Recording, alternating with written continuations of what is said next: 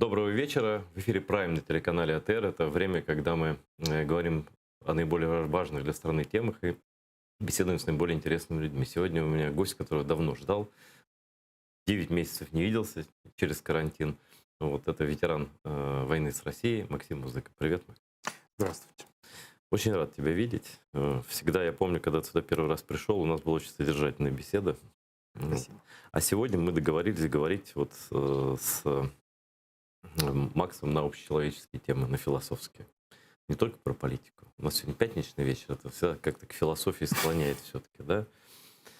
Вот, и я хочу тебя поздравить. У тебя же 2 дня назад был второй день рождения, да? Да, можно так назвать. Да, как раз 5 лет назад было знаменательное событие. Как раз когда мы работали на фронте в серой зоне, немножко подорвался, будем говорить так. А как это вот вообще происходит? У нас так люди от войны далеко живут. Я сам не военный человек. Но вот ты же тебе спецназ осколков сидит, да? Да, ну где-то так, ну никто ж не считал. На самом деле оно же все достаточно банально, просто на фоне усталости, на фоне всего ты просто делаешь неверное решение, и когда страдаешь ты от неверного решения, это не самый плохой вариант. Да. Хуже, когда страдает кто-то другой или погибает Ты на кто-то другой. растяжке попался. Да, я просто, то есть у нас мы вторую ночь были без сна, то есть перед этим было тоже там тяжелый момент, когда мы там всей группой могли подорваться, да, а вот последний я просто неправильно понял командира, неправильно понял его команду и пошел не той дорогой, будучи уверен, что там уже все расчищено, там можно пройти уже все. Ну, в итоге подорвался. И пошел первым, несмотря на то, что, в принципе, не должен был, наверное, идти первым. Ну, вообще, наверное, это чудо, потому что там взорвалось в метре от тебя, я так Ну, понимаю. под ногами, в принципе. Под То есть ногами, мы да. шли как раз, это была железная дорога, между рельсов и под рельсой как раз стояла граната. То есть, ну, большую часть, естественно, рельсы перенаправила, но пошло по ногам. В принципе, как радиус сплошного поражения данной гранаты, это там 7 метров должно было быть все, но тем не менее оно все облетело, только мелочь попала я говорю, мясо нашпиговано, но кости целы, сосуды целы, нервы целы. В принципе, через 3 недели я уже был опять там же, скажем. Мне одна ветеран звонила сегодня буквально, уже сколько прошло с контузией, и до сих пор головные боли, и до сих пор лечится Это есть, периодически. да. Да, это часть. Тоже я помню, когда мы там проходили, опять же, когда ты это все проходишь, комиссии, тебе же надо вернуться, чтобы у тебя было заключение, что ты здоров, да, это тоже меня помню. В Одесском госпитале уговаривал зав. Отделением, так, напишите, что у меня нет контузии. Он говорит, ну у тебя же есть контузия. Я говорю, ну мне надо, чтобы я был годен в службе.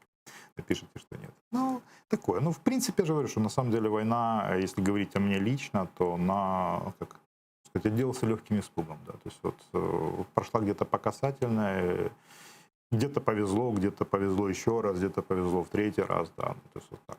А это действительно то есть, самое такое близкое, да, когда уже смеялись, говорят, а как вообще такое могло быть, да. Наверное, ты не в рубашке родился, в комбинезоне. Вот. Так что повезло. Сколько ты времени провел на войне всего? С добровольцем, потом спецназ? Ну, я в 2014 году был наездами, поскольку я был не оформлен совершенно. То есть та группа, с которой я начинал, это ж мы как раз штурмовали Саур-Могилу вместе с Гордейчуком, там, героем Украины. А потом когда она поехала на оборону, я туда не попал. Как раз перед этим буквально за несколько часов уехал в Киев за волонтерской помощью. Нас не должны были отправлять. Вот, а ребят отправили туда. То есть группа распалась после этого всего, ну, то есть там же тяжелое ранение было у Гордейчука, там ребята в плен попали, ну, то есть погибли некоторые, поэтому вот. Ну и попал немножко в 2014 году, опять же, в Донецкий аэропорт, но тоже это было так. Понятно, что я был с оружием, которое взял, кстати, у крымских татар. Потому что, может, с группой Крым, да, то есть ее нельзя назвать батальоном, да, то есть которая под командованием Исы Акаева была. И они тебя вооружили? Да, я у них взял автомат, Я не трофейный, знал. российский. Привет, то есть, привет, так сказать. вот. То есть это когда меня спрашивают, ты же там был в Донецком, я говорю, так каким я был, да, то есть доброволец с непонятным трофейным автоматом, который ну, вообще там не должен был находиться. Так это русский автомат? Да, ну, ребята... Которые ребята Да, взяли? ребята, да, взяли, они, да, мы когда ехали, мы у них в Краматорске просто его одолжили на время. Вот, так что такое. Это 2014 год, а в 2015 году меня уже мобилизовали по призыву, хотя я планировал идти, у меня было даже отношение от 130-го батальона, но меня мобилизовали как офицера запаса, и я уже с апреля 15-го, не с апреля, а где-то с марта 15 по апрель 16 вот уже так был и был в основном командиром группы спецназа в нашем 73-м. Слушай, ты правда ты не брал автомат вообще до войны в руки? Ну, вот как раз перед отправкой на Саур-могилу мы как раз первый раз... То есть это твой первый автомат? Нет, Потом спецназ, я просто так вот как-то все это... Кто готов, тот идет. Тут же вопрос такой был, что у меня образование, как я же закончил КПИ, факультет менеджмента, у меня была военно-учетная специальность, военный финанс. Я, по идее, военный финанс. Ну, в общем, никакая. Вот, да, абсолютно никакая, но кого-то интересовало на тот момент, когда людей не хватало.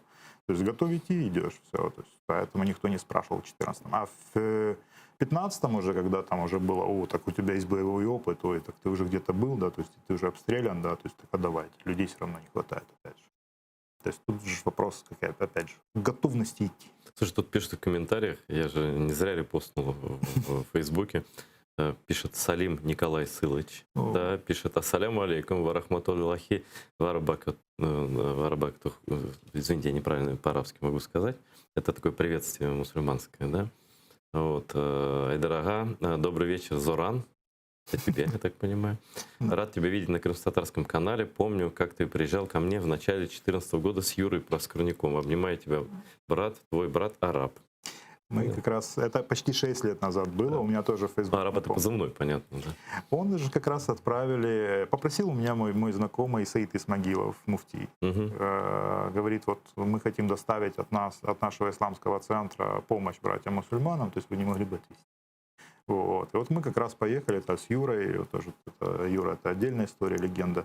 Вот. Мы поехали как раз в 93-ю бригаду, Салим как раз там был. Мы ему отвозили. Это было 6 лет назад. То есть у меня так оно. Это же как раз вот это весь период. Да, 14-й год. Да, самые-самые. Вот. Тогда же туда ехали. Так никто сюда не ездил. Слушай, а со многими людьми, вот с кем тогда на войне познакомился, продолжаются контакты? Facebook позволяет держать контакт, не общаясь слишком часто, да, то есть это хорошо. Да, то есть, потому что слишком частое общение, наверное, бы закончилось тяжело для здоровья. Да, то есть, вот. Но тем не менее радуешься, когда люди есть, да, конечно, удивляешься. Но тоже Facebook это тоже такой момент, я вот недавно обратил внимание, когда тоже перепост сделал своего какого-то старого поста, и зашел в тот старый пост, посмотрел лайки. Это как раз вот, возможно, вот это вот поста, когда я к Салиму ездил тогда. Смотрю, что, знакомый, что я его давно не видел в ленте. Да. Заходишь на его страницу, он понимаешь, что он там 2 года назад умер. Я вот, честно говоря, боюсь того момента, что с годами, да, у нас Facebook превратится там в кладбище друзей. Да, потому что Катя Гандзюк и Шеремет, то есть у меня тоже в друзьях были. Это все люди, которых ты лично знал? Да, которых я не могу сказать, что я их близко знал. Я их знал, встречался, общался. Да, то есть вот тоже ты понимаешь, также есть бойцы, которые, там тот же Леня Кантер, который покончил жизнь самоубийством. Слушай, ужас какой-то. Это парень, который снял кино, много кино, но снял кино про оперного певца нашего. Да, про них. Из-за Лени я на самом деле пошел, не пошел на фронт, начал волонтерством заниматься. Потому что с Леней мы познакомились на Майдане, и даже вот 18 числа когда-то был штурм, то есть мы даже прощались, потому что понимали, что сейчас, скорее всего, уже там было слишком жестко. То есть. Вот. Но потом уже у него и фестиваль хлеба, и он пошел вот как раз вот во 2-й батальон Нацгвардии. Это что мне тогда звонил, говорит, Макс, говорит, вообще ничего нету, то есть нам выдали каски вот стальные, вот этот США-68, да, там стальной шлем 68-го года, дубовые берцы и 1 комплект формы. Все, говорит, ничего другого нет. То есть надо берцы, надо то, надо то, надо то. Ну вот и из-за него я, по сути, начал заниматься там, собирать. Это потом превратился в народный тыл, да, когда он организовался. Но суть в том, что это из-за Лени. И я ему туда тоже возил. И он, правда, долго не задержался в Нацгвардии, потому что он такой был правдолюб, правдоруб, да, и он несправедливость терпеть немножко не мог. Не для армии. Да, он не смог с ними справиться, своим командованием, очень быстро он ушел оттуда, но тем не менее в тех берцах, которые он даже рассказывал, что когда он снимал в Донецком аэропорту, то есть он был в тех берцах, которые я ему тогда купил, говорит, вот они меня тогда спасли, то есть спасибо тебе большое. Вообще, конечно, ужасно. Человек выжил на войне и покончил жизнь. Вот, да, то есть на самом деле это тоже такая очень болезненная для меня тема, потому что я поверить вначале не мог, да. Я потом... тоже, хотя и не знал, я думал, как такое вообще, как такое может быть? Да, я с детьми к нему приезжал несколько раз, его хутор, вот это Бырок, да, то есть этот человек был в абсолютно бесконечной энергии. И, честно говоря, вот до того момента, пока я не посмотрел фильм, который Катя Мизина смогла сделать из того, что он уже снял весь этот процесс. Вот этот фильм, в принципе, есть в открытом доступе. человек с табуретом, да, то есть о его жизни, о его смерти, да, то есть его рассуждения перед смертью, это жестко. То есть это жестко, но это одновременно, вот я понимаю, что то, что сделала Катя из его смерти, из его самоубийства, из его жизни, на самом деле, всего, то есть это такой антидот от самоубийства. То есть стоит посмотреть и сказать себе, что не, я такого не сделаю. Даже если у меня были какие-то суицидальные мысли, не, я такого не сделаю. Потому что это неправильно. Да, ну вечная память твоим побратимам, всем, кто с тобой воевал рядом. Ты сейчас продолжаешь следить за армией, за тем, что там происходит? Потому что, знаешь, что спрашивать? Сейчас объясню. Просто у разных людей по-разному. Но у меня есть и действующие ребята, и даже такие все очень серьезные, и давно воюющие, военные профессиональные. Есть бывшие там, ну, добровольцы, разные люди. И многие разные говорят. Одни говорят, что армия сейчас хуже, чем год назад там, и так далее. Другие говорят, что все равно, если там русские пойдут, то как бы прогулки не будет и так далее. Какое реальное состояние армии, на твой взгляд? Ну, опять же, то есть, знаете, как и уже тогда, когда мы демобилизовались, да, то есть всегда, когда ты на фронте, ты думаешь, вот, о, может, я еще останусь, я ж еще могу, я ж еще хочу, да, то есть еще ж ничего не закончилось. Вот. У нас была эта поговорка, как это ППД, прививка от контракта, да, то есть когда ты попадаешь в пункт постоянной дислокации и смотришь, как возрождается этот совковый, как армейский идиотизм, назовем его мягко, да, то есть и ты понимаешь, что нет, я не буду оставаться. И сейчас, на самом деле, то есть многие жалуются на то, что действительно вернулась вся эта бюрократия армейская, которая ненужная, лишняя показушность, которая никому не нужна. Да. То есть люди боевые, они ушли многие, потому что они не выдержали этого. Ну, понятно, что добровольцы многие ушли, потому что для них это же как воевать мы готовы, служить нет. То есть это разные вещи. То есть, но при этом одновременно мы понимаем, что за эти годы сформировалось достаточно большое количество людей, которые уже обстреляны, подготовлены, которые находятся в оперативном резерве там, первой очереди или в принципе, которые готовы в любой момент идти добровольцем. Я помню, как вот эта история была с Керченским проливом. То есть тогда что же военное положение. То есть я помню это ликование среди ветеранов. Я сам звонил в свою часть, говорю, вызывайте меня, давайте, сейчас я тоже приеду. Иваныч, не торопись, мы вызовем, когда надо будет. Да. То есть, вот, потому что все готовы идти, то есть для всех, ты и так не можешь бросить семью, ты не можешь уйти там, просто да, а тут вроде все, военное положение, сейчас будем воевать, то есть мы готовы, как это, вломить мы готовы, да, то есть служить нет, то есть вот это вот тоже разница. Но понятно, что надеюсь, что на том костяке, который был создан в 2014-2015, да, частично в 2016 году, то есть он остался, остались некоторые боевые командиры, и можно будет поднять боевые части в случае необходимости.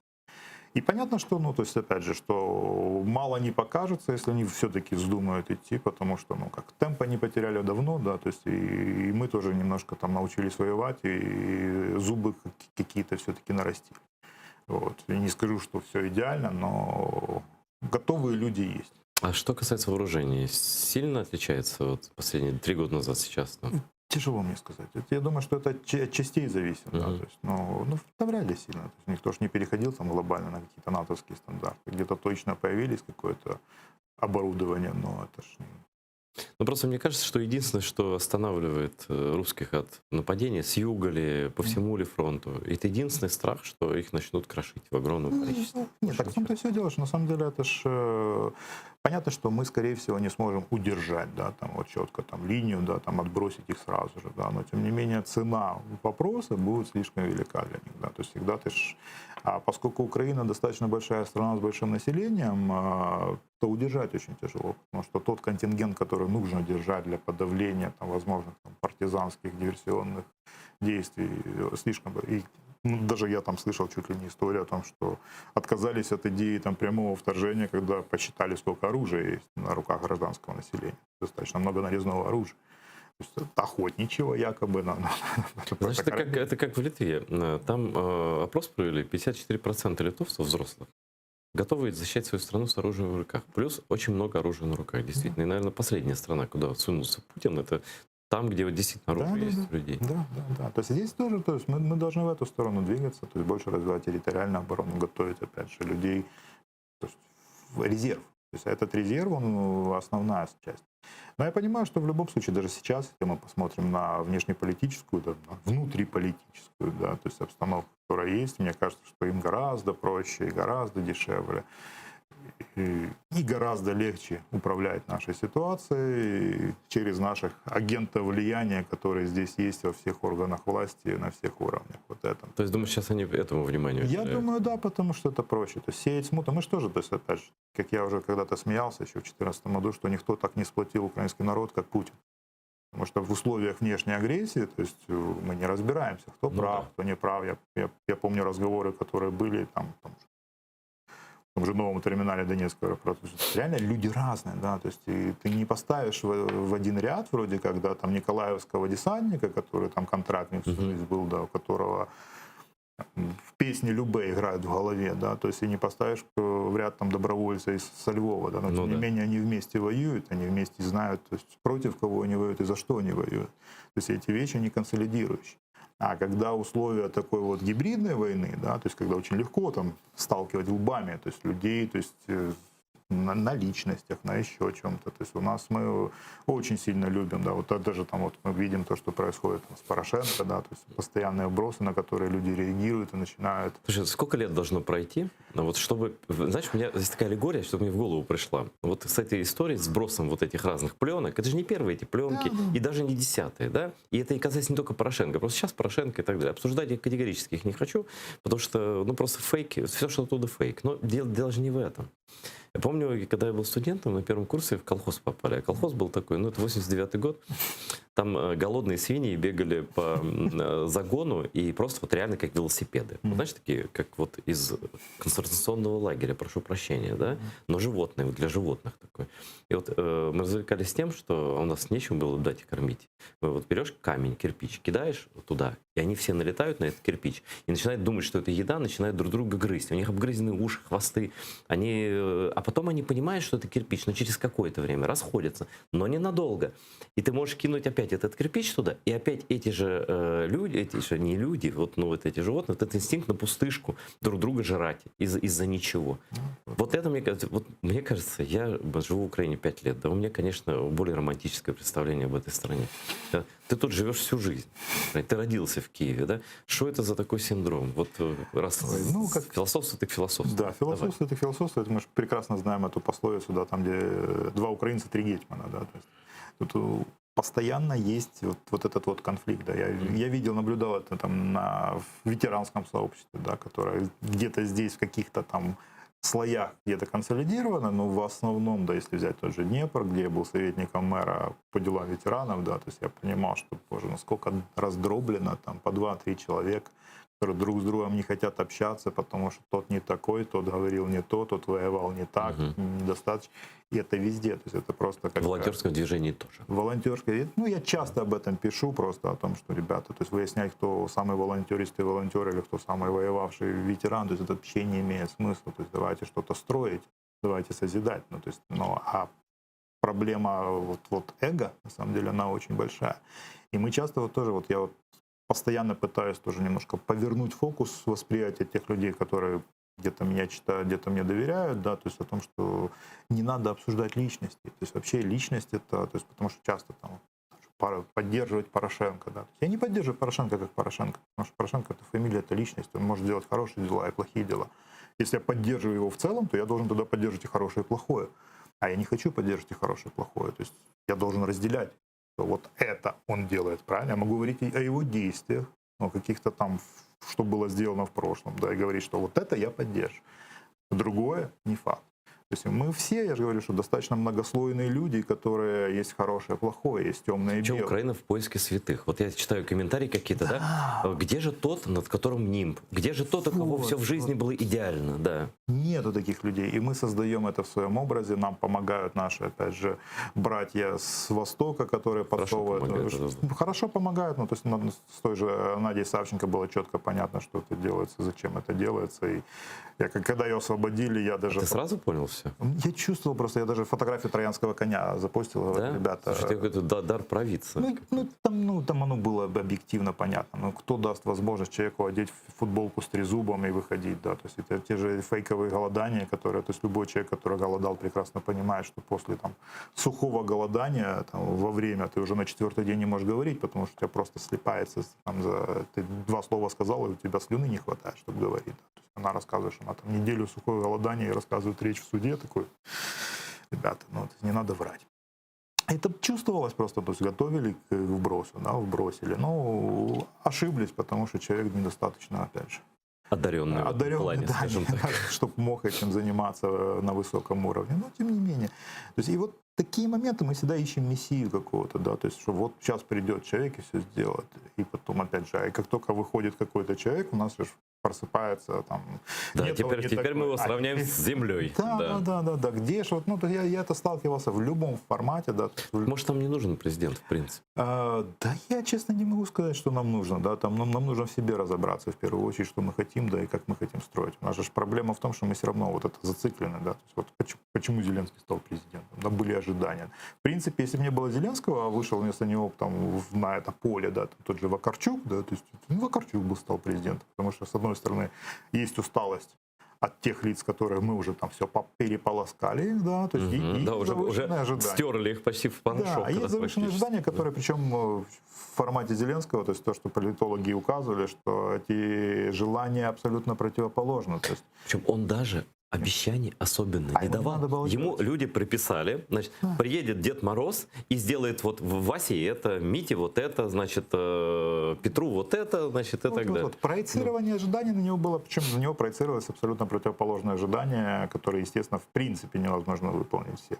А он, да, ему не надо было ничего говорить, ему просто надо было молчать и дать возможность людям проецировать свои образы. Вот у нас, ты знаешь, есть цитата из Алексея Резникова.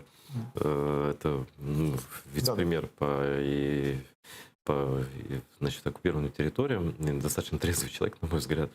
Вот он про Минские соглашения сказал то, ну, о чем политики так, наверное, не говорят, да, но люди вот, ну, типа такие не самые далекие, типа нас вот с музыкой, с самого начала говорили, что ничего не выйдет. Из этого вот кусочка, да, кафтан не сошьешь, да, никак, там не клеится, да.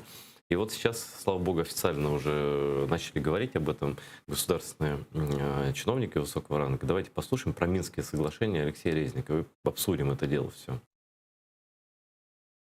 З низки причин умови Мінських угод більше не відображають реалій на сході України. Це найбільш очевидно в зв'язку з лінією дотику, яка була ретельно зафіксована в офіційних Мінських угодах. Лінія фронту, певна на початку 2015 року, з тих пір застаріла внаслідок подальшої російської окупації на ще 1800 квадратних миль української землі.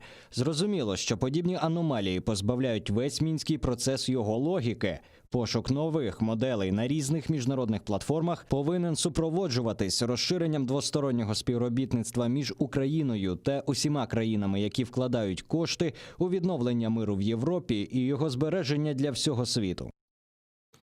Ну вот не успел Алексей Резников это сказать, как резко отреагировали в Москве на это. Там почти по каждому заявлению наших чиновников или там министров там, иностранных дел или любого, там, кто какое-то что-то слово скажет не так, как им нравится. То есть, по идее, украинский чиновник должен как сказать?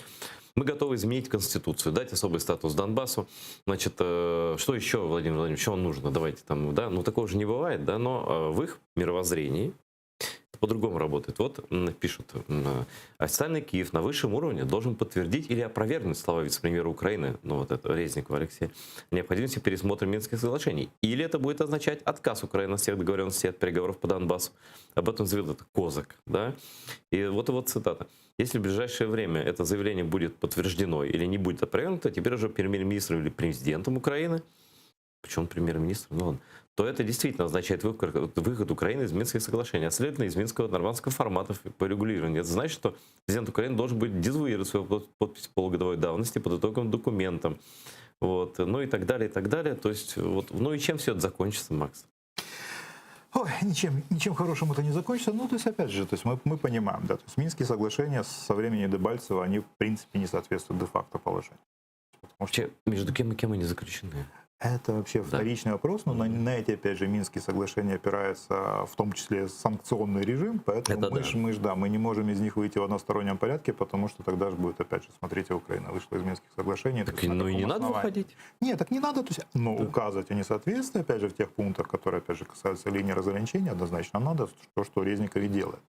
Достаточно, ну, то есть мы с ним пересекали в свое время, когда он был еще в КМДА секретарем, да, то есть это человек, который помогал нам организовать могилу для Тимура Юлдашева, да, на Лукьяновском Ой, это кладбище. человек, который погиб Да, на да, Саурмогиле. Вот, да, то есть это абсолютно правильный человек, то есть я, честно говоря, рад, что он взял на себя эту непростую совершенно роль, непростую ношу, потому что там много разных противоположных интересов, и в условиях, опять же, в которых ему приходится работать, в условиях, там, опять же, мировоззрения нашего офиса президента, то есть я ему не позавидую, но тем не менее он делает правильные вещи, и я вот хлопал в ладоши, когда он вел Дениса Казанского, Гармаша, Да. в эту переговоры. Хотели вот представители, Ну, пожалуйста. так и надо слушайте, действовать, да. надо атаковать, надо... Вот, грамотно, то есть используя те бреши, которые есть. Вы хотели представителей? Вот представители Донбасса. Вот. Вас не устраивает, а чем они не представители? Это беженцы, которые оттуда ушли благодаря вашим действиям. То есть такие вещи надо, опять же, правильно, точечно действовать. И вот точно то, что он делает по линии разграничения, надо говорить, так, подождите, если у нас работают, то давайте вернемся к той линии разграничения. Уберите, пожалуйста, свои войска с Дебальцева. И там оно не соответствует Ну, действительности. получается, это вот соглашение Минское, это Тришкин кафтан, там одни дырки. Да. Но тем не менее мы должны за него держимся, потому что это основа, опять же, того режима, который сейчас есть, режима в взаимоотношениях той же Европы и США с Россией. Поэтому мы вынуждены за него держаться. Должен появиться другой, по-хорошему, да, но то есть Россия на это не готова, да, то есть опять же те вещи, которые в России там, ну, то есть в Минских соглашениях не прописаны достаточно четко, в тот же порядок, да, там вот мы сейчас же делаем, что мы не можем проводить выборы, пока есть российские войска. Я помню в свое время, когда только начиналось обсуждение формулы Штайнмайера, да, то есть вот нас позвали в администрацию президента, еще тогда непонятно был статус Ермака, потому что он тогда был просто советник. Да, то есть мы встречались как раз с Ермаком, причем было большое собрание ребят, и, Мне рассказывали. и Бутусов, и Швец, и там много активистов, то есть собрали такую хорошую, зубастую тусовку. Честно говоря, тогда это была единственная встреча, на которой я участвовал. Но мы сидели, я помню, с Антоном Швецом друг напротив друга с такими вот выражениями лица, потому что, во-первых, Ермак даже не понял, с кем он разговаривает, да, то есть и то, как он себя вел эту дискуссию, там, ну, то есть вот и мне хотелось сказать, подождите, то есть вы понимаете, кого вы позвали, да, то есть это не люди с улицы просто, которым можно вешать вот это вот вбросы, то, которое сейчас стало мемом про наивеличнейшего лидера сучасности, да, то есть это ж там это прозвучало, вот, что мы не электорат. То есть мы понимаем, что хотим, да, и понимаем, с какими вопросами пришли, а вы не собираетесь на них отвечать и рассказывать, что это не пресс-конференция. Так а зачем вы нас собрали? Чтобы мы послушали вашу там... Полгода назад это было? Это было, да, вот только вот началась форма Штайнмайера, и сразу же было возмущение. То есть я помню, Витя Трегубов задал ему прямой вопрос, то есть на который Ермак не ответил ничего. Он спросил, а как вы собираетесь обеспечить вывод российских войск с Донбасса до выборов, если Россия не признает их наличие? Да. То есть каким вы документом это закрепите и с кем вы собираетесь это подписывать? Ермак просто проживал, ничего не сказал. Вот. Потому что на этот вопрос ответа вообще... Слушай, у меня нет ответа, и у тебя нет ответа на этот вопрос. Вот. И там то же самое, очень много было моментов, которые они даже не понимают. И вот осознание того, что они входят в этот клинч, не понимая, что они будут дальше делать, оно, честно говоря, немножко пугало, да, то есть я тогда сказал, что, ребята, если вы с такой недооценкой противника выходите на ринг, да, как вы вышли, ну, то есть вы позвали нас, не понимая, с кем вы разговариваете, и за каждым бэкграунд, и кого он представляет, ну, то есть, ребята, вам влупите стену, вас влупят так, что мало не покажется. Вот, ну что сейчас вот сравни? Все-таки, мне кажется, лучше стало. Не, ну вот я же говорю, что где-то какие-то точные моменты, вот я же говорю, Алексей Резников, то, что он занял эту позицию, которую я не знаю, кто готов бы был занять, потому что она же была очень скользкой. Когда пытались объединить Министерство ветеранов с Министерством по временно оккупированным территориям, это же было тоже, ребята, вы понимаете, что вы пытаетесь противоположные цели запаковать в одно министерство, оно не может работать таким образом. Вот. Ну, пободались, разъединяют опять, да, то есть и тот же формат, я помню, когда это возникла должность, в принципе, вице-премьера по временно оккупированным территориям, который сейчас Алексей Резников возникает, это в тот момент, когда просто Оксана Коляда сказала, что я подписывать этого не буду как министр. Если вы хотите, чтобы это было подписано, не знаю, придумайте другую должность человека, который это может подписать, и тогда возник должность вице-премьера. То есть именно по этим вопросам, что просто Оксана сказал, я подставляться перед ветеранами по таким вопросам не буду. Делать эти вещи.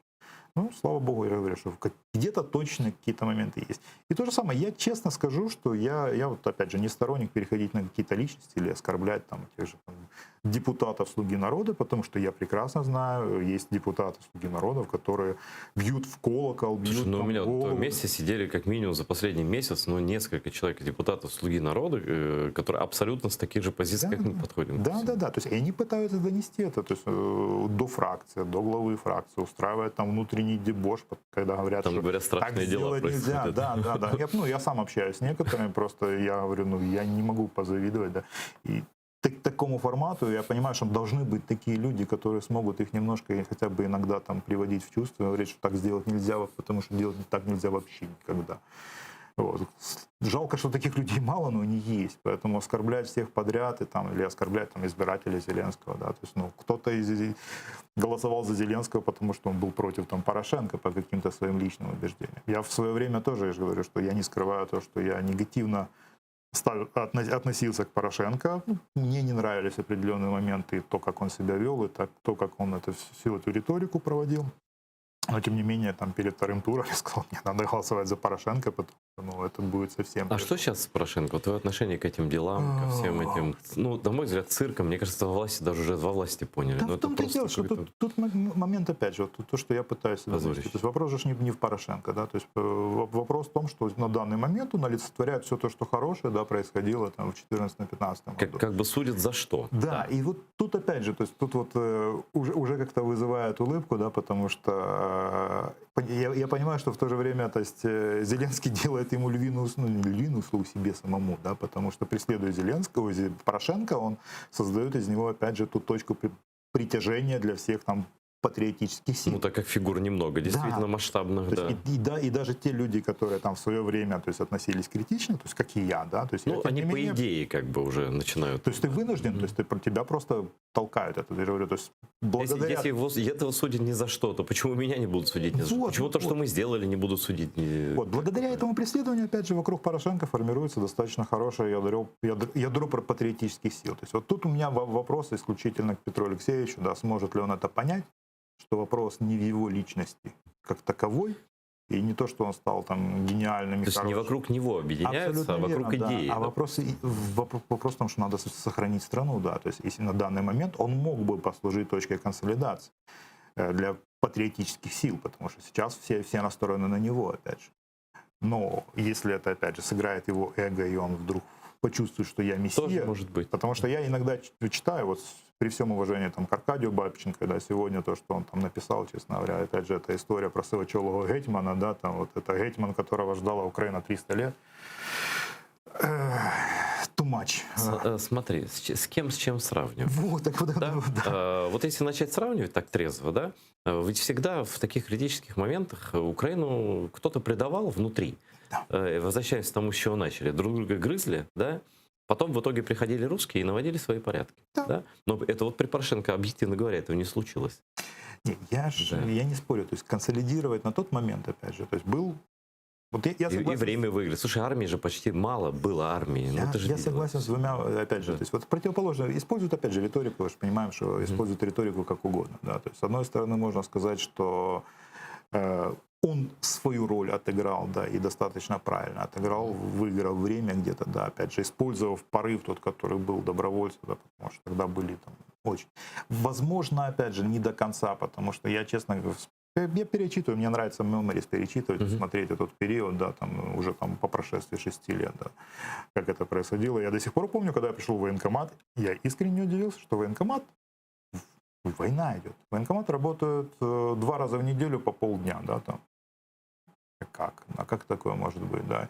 И те же самые очереди людей, которые приходили, да, для того, чтобы там идти добровольцем, да, то есть те же военкоматы, их там просто отфутболивали всех подряд. Вот, и тоже возникает. Ну, это лирика сейчас, да, это не касается этих моментов. То есть можно сделать было, наверное, больше, да, но, то есть, ну, и слава богу, сделано то, что сделано, и Украина сейчас есть хотя бы в том формате, в котором она есть. Да. Ну, конечно. Но внешнюю политику он удержал. Абсолютно. Да? То есть, вот надо отдать должное, тут симпатия, не симпатия. Тут да, тут отыграно было хорошо. Но честно говорю, что спасибо, что сейчас есть так, да. То есть и не хотелось бы терять страну, то есть и я думаю, что мы уже ее не потеряем. Но та политика, которая ведется иногда, но я же говорю, вот не все. Вот. Алексей Резников отыгрывает прекрасно. Дай бог, чтобы он там удержался и остался, и его не сбили никто там из агентов влияния. Макс, да, я полностью с тобой согласен. Просто у нас на связи сегодня, хоть мы и философствуем, но есть и вечные ценности, как то, например, как дело «Жизнь, судьба» Василя Стуса. Сегодня суд был очередной по книге Вахтанга Кипиани. Вахтанг с нами на прямой связи сейчас. Селям алейкум, Вахтанг. Селям алейкум. Привет. Посмотри, Макс, какой красивый фон Вахтанга. У меня в студии Максим Музыка. Привет тебе.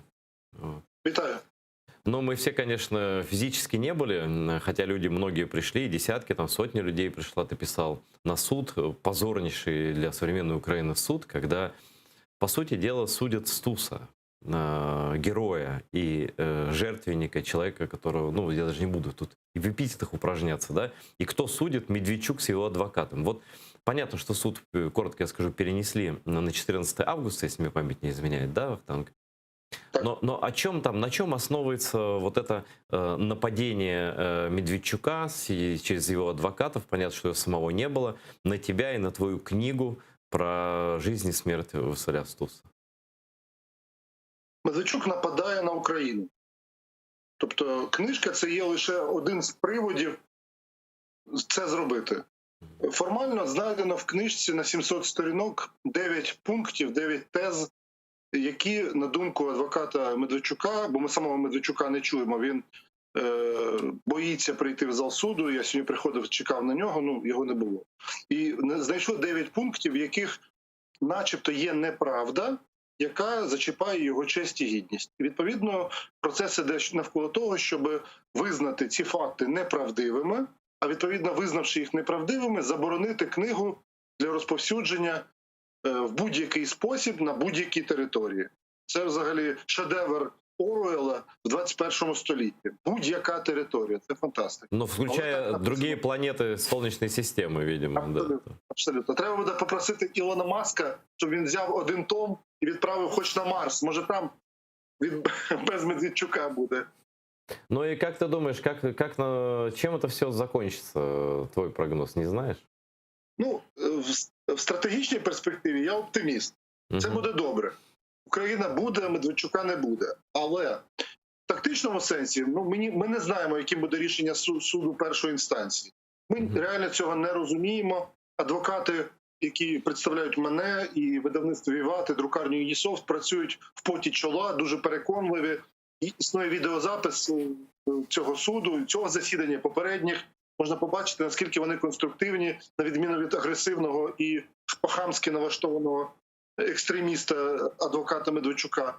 Фактично, можна сказати, що ми пробуємо переконати суддю зважити на те, що є речі, які суд взагалі не має розглядати. Ну, от, приміром, відповідачем в цій справі, крім мене і видавництва, є друкарня. В Україні не існує попередньої цензури. Да. Друкарня не може віднести відповідальність за книжки з фізики, хімії, історії, астрономії, там, не знаю, кримсько-татарської мови, бодай хоча б тому, що вони некомпетентні в цьому. Тому цензури в нас попередньої нема. Але тим не менше суд приєднав їх як відповідачів в цій справі. Медведчук хоче таким словом закошмарити не тільки там журналістів, письменників, істориків, видавців, щоб не зв'язувалися з такими екстремістами, але водночас навіть друкарів. Це те саме було в часи Кучми. Згадайте історію проти видавництва «Такі справи». Вони надрукували книжечку про Юлію Тимошенко, закінчилося погромом видавництва. Насправді це є політика знищення всього живого, вони добиваються саме цього. Ну і зрештою, Медведчук себе вважає таким королем, він кум Путіна, він такий переможець. А я вважаю, що він лузер. Він все програв. І історично Стус – це наш герой, а Медведчук – це щось таке нице і низьке. Йому це болить, йому це неприємно. І водночас він думає, що він може скористатися своїми можливостями, там, фінансами, 3 телеканалами, які, до речі, ходять в суд, і показати, що він переможець. Ну, я думаю, що нічого в нього не вийде. Знаешь, Вахтанг, тут и спорить не с чем. Скажи мне, пожалуйста, сколько экземпляров книги ты уже продал? Ведь она в лед уходит у тебя сейчас, просто в лед. Спасибо вот этому куму. Ну, я ніколи не дякую Медведчуку, я його зневажаю. Але книжка продається дуже добре. Ну, але повірте, вона би продавалася, може, трошечки менше, ніж тепер, але вона добре продавалась і до того, як з'явився судовий позов. Тому станом на сьогодні, я сьогодні консультувався в видавництві, приблизно 10 тисяч примірників вже продано. Для книжки от такої грубої на 700 сторінок, це для України, і причому це не популярна книжка, така доволі важка в читанні. Це дуже добрий результат. Це показує, що в Україні є люди, які і розуміють важливість інструментального пізнання історії, тобто читаючи документи, розуміючи, що це дуже просто, що Стус стояв перед дуже складним викликом у 72-му. Він оступився. В 80-му він був просто як кремень, як метал, як камінь. І кегебістська система не змогла його зламати і мусили фактично знищуючи його вбити. І відповідно, от ця книга і оці там тисячі людей, які цю книжку тримають в руках, це ознака того, що суспільство зріле і так далі. І я хочу згадати, вчора Юлія Орлова, видавець цієї книжки, директор видавництва «Віват», опублікувала такий скрін листа одного кримчанина, який переслав гроші з Криму на цю книжку і написав, що книжку надсилати не треба. Це мій внесок в боротьбу за Україну і за вашу справу, за справу Стуса. Я був вражений, зворушений до сліз. Ну, короче говоря, мы тебя тоже благодарим. Поздравляем. Поблагодарил кума Путина я за то, что он такой дурак, что он даже не понимает, как он содействует распространению твоей книги, в которой действительно документы, действительно она тяжелые. Книга это тебе не художественный роман, который в поезде прочитаешь, да? Вот. Но раз так покупают 10 тысяч, это огромный тираж для печатной книги. Ты еще и продаешь непечатные всякие, там, электронные версии и так далее, и так далее. Успехов тебе, Вахтанг. Будем всегда поддерживать, помогать. Спасибо, что вышел в эфир. Денис.